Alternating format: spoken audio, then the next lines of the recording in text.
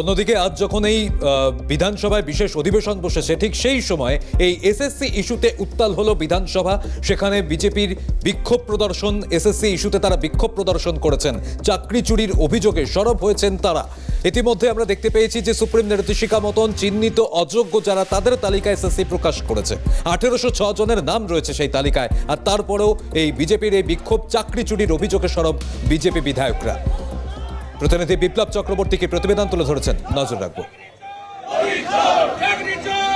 যে যোগ্য চাকরিহারারা তার দেখা করেছেন শুভেন্দু অধিকারীর সঙ্গে, এবং শুভেন্দু অধিকারীর সঙ্গে দেখা করার পরে শুভেন্দু অধিকারী একটি বৈঠক করেন এমএলএদের সঙ্গে। তারপরে আমরা দেখলাম যে হাতে প্ল্যাকার্ড নিয়ে তারা বিক্ষোভ কর্মসূচি করলেন বিধানসভা অধিবেশনের বাইরে, এবং বিধানসভা কক্ষের বাইরে তারা প্ল্যাকার্ড হাতে নিয়ে তারা তামাম বিক্ষোভ দেখান তারা। যে তাদের একটাই স্লোগান ছিল যে চাকরি চোর গদি ছোড়, অর্থাৎ যারা চাকরি চুরি করেছে তারা তাদের গদি ছাড়তে হবে। এবং তার মূল উদ্দেশ্য কিন্তু মুখ্যমন্ত্রী মমতা বন্দ্যোপাধ্যায়ের দিকেই মূল উদ্দেশ্য। শুভেন্দু দিকে সেটা বললেন যে মমতা বন্দ্যোপাধ্যায়কে গদি ছাড়তে হবে, এইভাবে কিন্তু প্রেসিডেন্ট বললেন তিনি। তারা কিন্তু এই যে বিধায়করা তারা পথে নেমেছেন, এবং পথে নেমে তারা সরব হয়েছেন, এবং বিধায়করা তারা হাতে প্ল্যাকার্ড নিয়ে এবং চাকরি চোর গদি ছোড় এই যে স্লোগান, এই স্লোগান তুলে প্ল্যাকার্ড হাতে নিয়ে তারা রাজপথে নেমেছেন।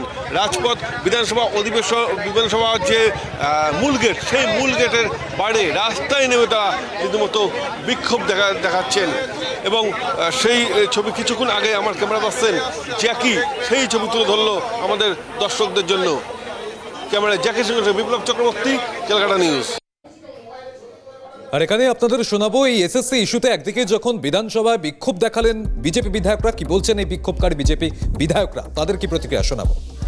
শিডিউল নয়, আমরা এখানে চাই শিক্ষক নিয়োগ হোক, কিন্তু যেভাবে দুর্নীতি করেছে পশ্চিমবঙ্গ সরকার সেটা পশ্চিমবঙ্গের মানুষ দেখেছেন। এবং এখন ভাইপো বাবু খুব ভাওতাবাজি দিয়ে বেড়াচ্ছেন, মঞ্চে মঞ্চে বক্তৃতা দিচ্ছেন, ওনাদের মুখোশগুলো খোলার জন্য মানুষ জানেন অবশ্যই, তবুও আমরা আজকে রাস্তায় নামতে বাধ্য হয়েছি।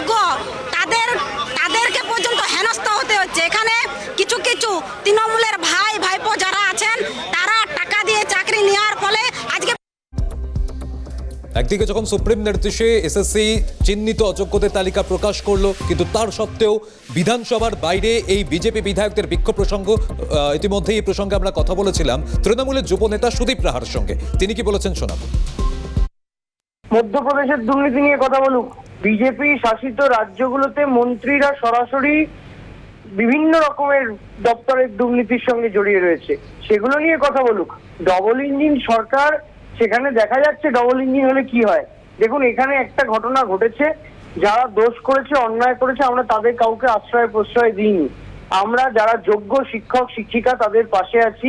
আমরা চাই না কেউ চাকরি হারা হয়ে কারোর পরিবারটা ভেসে যাক। মমতা বন্দ্যোপাধ্যায়ের সরকার মানবিক সরকার।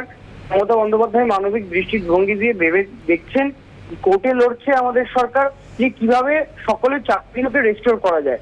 সেখানে বিজেপির স্লোগানের রাজনীতি, মুখ দেখানোর রাজনীতি করছে। বিজেপির দুর্নীতি নিয়ে কথা বললে বিজেপি উচিত সবার আগে শুভেন্দু অধিকারীর বিরুদ্ধে সিবিআই তদন্ত করা। শুভেন্দু অধিকারী যিনি কাগজ মুড়িয়ে টাকা নিয়েছেন, তাকে আগে সবার প্রথম গারদের ভেতরে ঢোকানো। ওদের মুখে, ভূতের মুখে রাম নাম আমরা শুনতে চাই না।